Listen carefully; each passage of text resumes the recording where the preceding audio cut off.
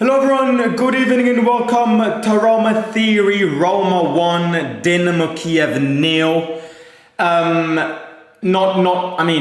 Look, when I say not bad, I really don't mean it, because yesterday's performance was a bad performance.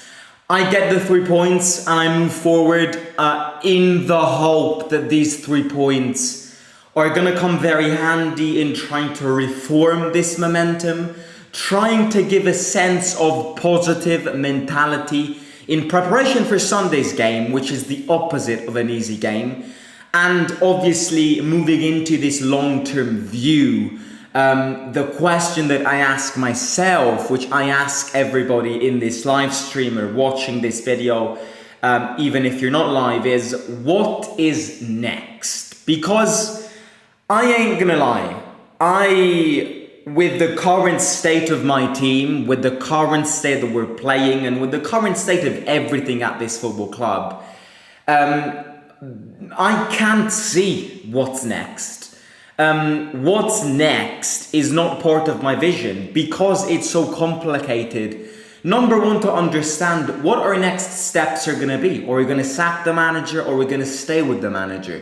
And of course, responding to this question, you have to ask yourself the question, well, under what criteria does he get sacked, and under what criteria does he stay? Because surely, if the situation doesn't change, he cannot survive any longer. Surely, if the situation fails to improve and we lose on Sunday against Fiorentina, he gets the sack, because he was called to action to change the situation.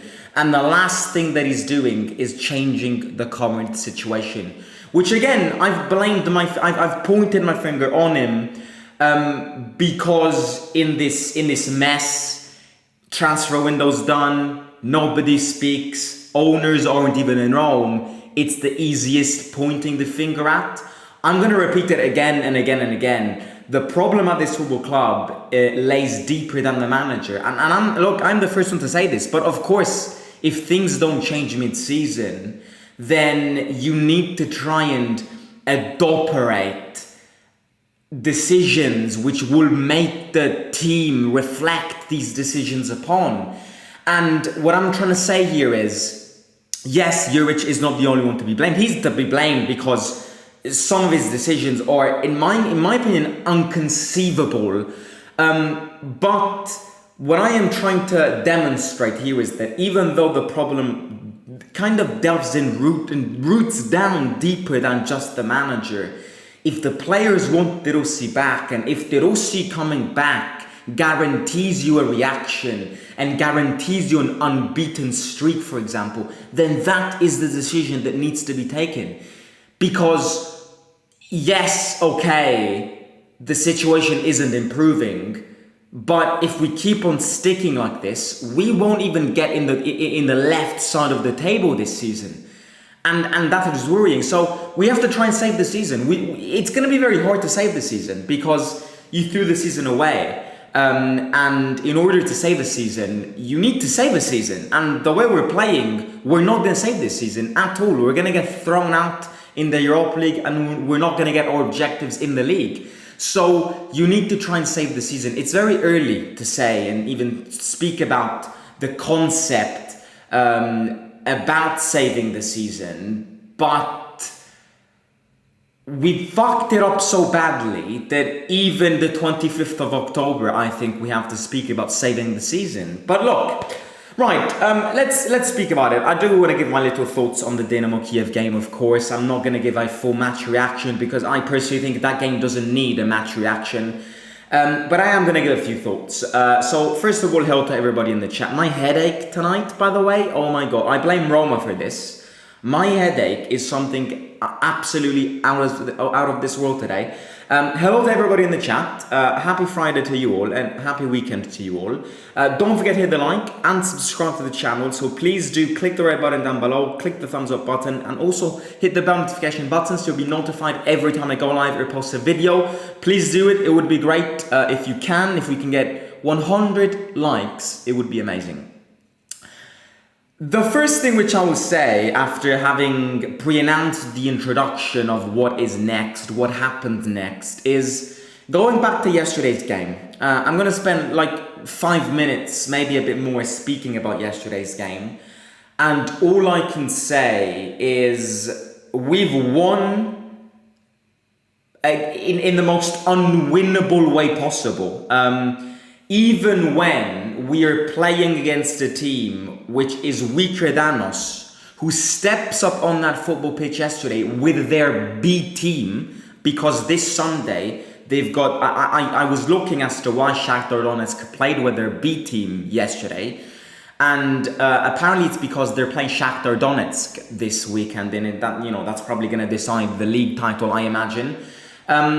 We not only played against Shakhtar Donetsk, we played against Shakhtar Donetsk B team, and we struggled to win. We only scored because of a penalty, and we looked absolutely dead once again. And as I said 2 seconds ago, we won yesterday's game in the most unwinnable way possible. Going into the game, I was confident we were going to win, but I was like, I don't want a 1-0 win because it would be depressing. It would be the most unwinnable method possible in tomorrow's game. And we managed to win 1-0 with a penalty. If it wasn't for that penalty, yesterday's game would have ended 0-0. And this is the biggest problem tactically right now. How do we score? We wouldn't be even able to score if they allow us to pick the ball with their hands and throw it into the net. We are that weak in attack that we wouldn't even score if we could actually play with our hands. We can't score. We cannot score. Dovbyk is the only player who is scoring. Dovbyk is scored on a penalty, which means that nobody else in this team scores apart from Dovbyk, and most importantly, you have no idea how to score. And you know, you play against Inter, you don't know how to score, they're a better side, okay, I can give it to you. You play against Juventus, you don't know how to score, they've got a good defense, they've got a good goalkeeper, but you play against Dynamo Kiev and you don't know how to score is embarrassing. It gives me goosebumps. It is embarrassing to see this team not even being able to score against such a weak side, and most importantly, devouring themselves goals like the one that Shomurodov devoured. How do you even miss that? How did Shomurodov even miss that goal? I swear it was harder to miss than score. The quality is very, very low. And, you know, I was forced to say that having and keeping Shomurodov as a second striker was a good option for us. There you go. That completely proved you wrong. You cannot have, if you want to be competitive in a very competitive league, such a level of quality as your second backup striker.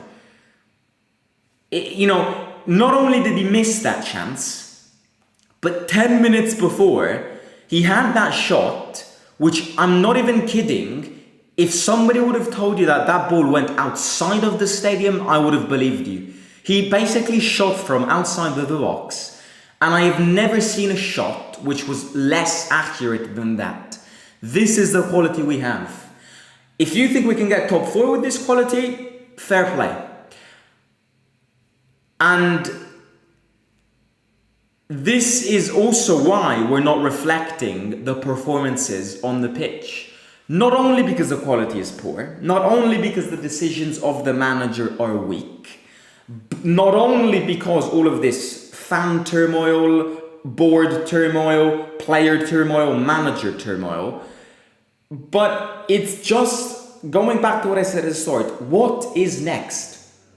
You know, I would like to ask Dan Fredkin what are our objectives, because you remember when do you remember when they sacked De Rossi and wrote that official statement signed by them personally saying that they sacked De Rossi and opted with Juric to try and win trophies this season? Well, I would really be curious to see what they were thinking, if they were under any effects of drugs or wine or alcohol. And third of all, how on earth did they come up with such a sentence? I don't know. I don't know what they're doing. The truth here is that I don't know what they're doing. I don't know what they are thinking. I don't know what their planning skills are. I don't know what they think they can achieve with the decisions that they've implemented, with the squad that they've constructed, because apart from 4 or 5 players, the rest are shit and are continuously remaining shit and have been shit for the past 5 years, and we are not changing. I listened to this radio broadcast this morning, and this guy basically said, after we won the Conference League, why didn't we sell the majority of these players? Number one, they had appeal. We just won a European trophy. You could have gotten a lot of money. But number two, the concept of ending cycles. A cycle ended when we won the Conference League. Another cycle ended when we lost the Europa League. And still, despite these 2 cycles having terminated ages ago, 80% of our squad is the same as those seasons. And it's pretty worrying, because it means that we are not clearing the elements that we should be clearing. And so, of course, this is the first element. The second element is, I have to agree with Massimo. Juric is a mediocre coach.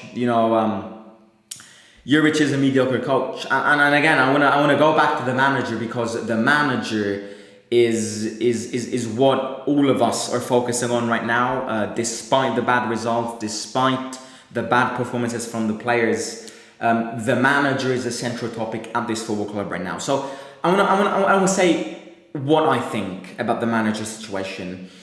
The first thing which I will say is the lack of respect to a football professional world-class player like Mats Hummels is embarrassing. And I said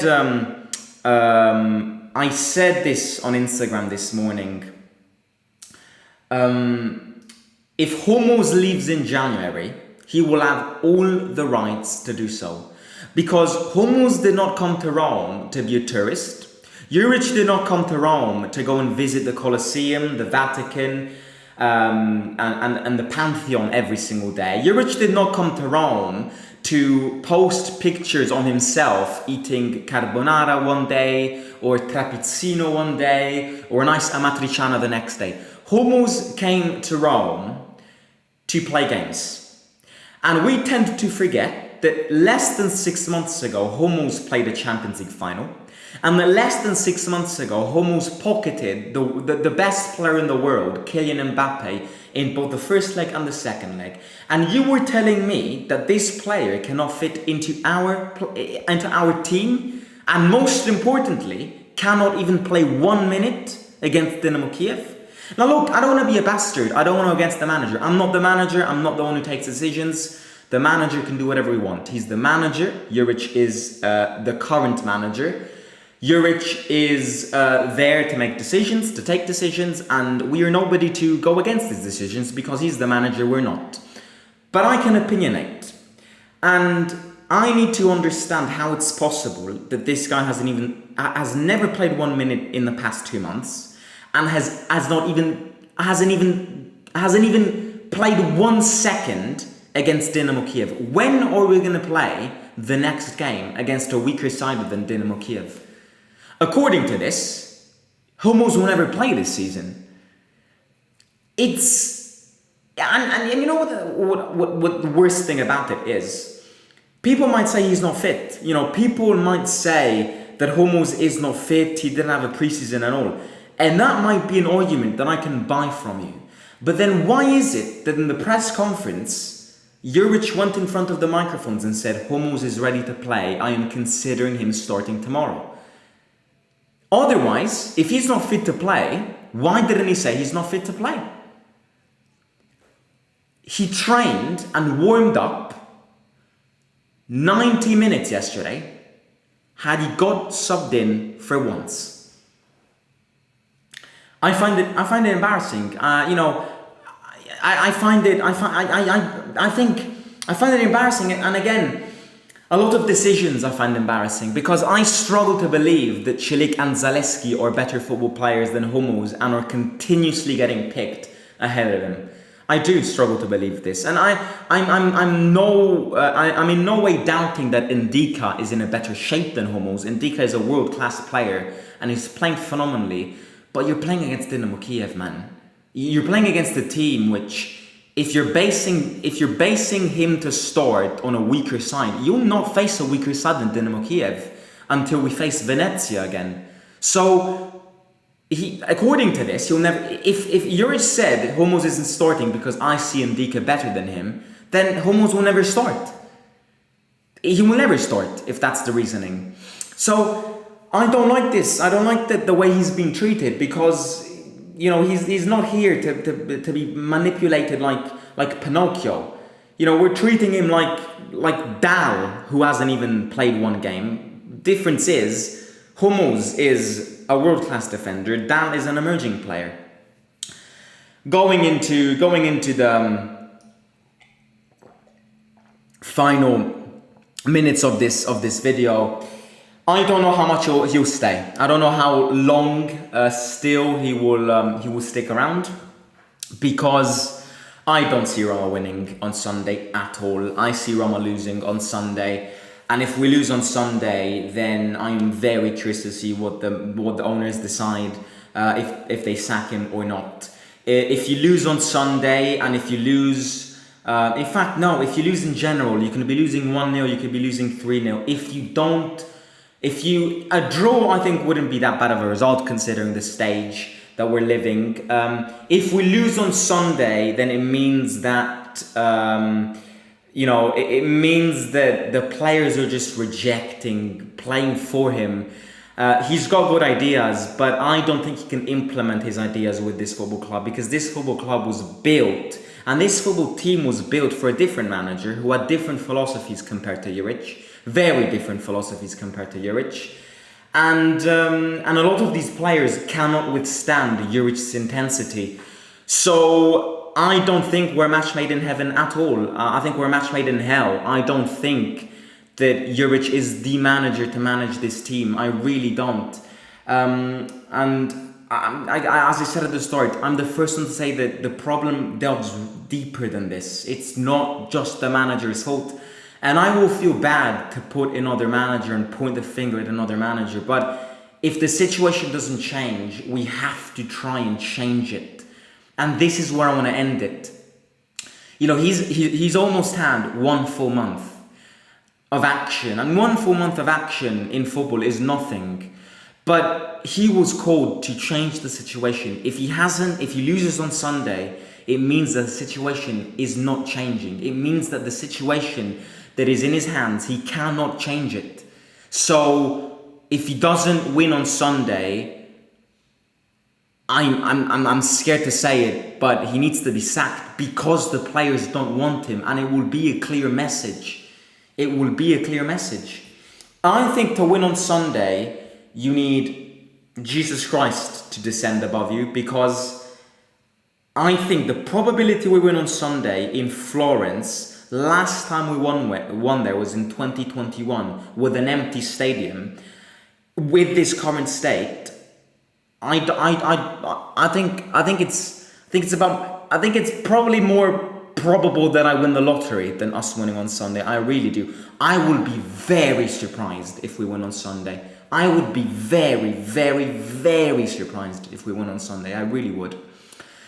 Right, I'm going to read a few comments. As a Lazio fan, I got to admit that I enjoy your videos. Thank you, mate. We just lack concentration, a good decision making in the final third. We had 17 shots, but only 4 on target. Yeah, chance creating. We have bottled a lot of chances, and we did miss quite a few sitters, but yeah. Zero guarantees with De Rossi. Well, there were more guarantees with De Rossi than with Juric, and I'm not scared to say it. In fact, the stats prove it. The stats absolutely prove it. So, yeah. I don't need to say why, because the stats show it. So, okay, you might think that De Rossi won't give you guarantees, but you can't say that Juric gives you guarantees either. So, if you think that a third party can come in and change the situation, then that's different. But if De Rossi's got 0 guarantees, then Juric has got -10 guarantees. I don't see a future with this manager at all. I don't know what's next. Again, the question of the video is what's next? Because I cannot see a foreseeable future. I can't. I really can't. It feels like Fiorentina are currently flying on all cylinders. Sunday has the potential to be scary. I truly feel if we can snag the 3 points away, we could have a nice turnaround. Mate, if we win on Sunday, it would be like a 9-point. If we get 3 points on Sunday, in my vision, they mean 9 points. A win on Sunday, to get 3 points on Sunday is one of the hardest things that I've asked this team do in the last 3 years. Juric out, he's a mediocre coach, says Massimo. Celic was playing so bad. Shomurodov missed the chance, but he left his soul on that field, being active and trying to approach the gates. I agree, but he's a striker, and if you don't bury those chances, you're not good enough. And Shomurodov is not good enough. I read that Juric will replace Hummels with Ndika. He said that he prefers Ndika over Hummels, not that he will replace Hummels with Ndika. You know things are bad when Celic got the highest score. Still playing Zalewski. Do you think that Rossi back will solve the problems we're going through? I don't think it will solve all the problems, no, but I think it will give a massive mental boost that we can actually go on and win quite a few games and go on a potential unbeaten streak. I really do. I'm going to put my face on this. If De Rossi comes back, there's going to be such a mental boost and reaction that we could go on and win quite a few games on a run. I really do think this. Of course, he won't solve you the entire problems, but again, has he had enough time to solve all the problems? You sacked him after 3 games. He didn't have enough time. So, you know, I don't think if he comes back, he'll solve all the problems. He won't.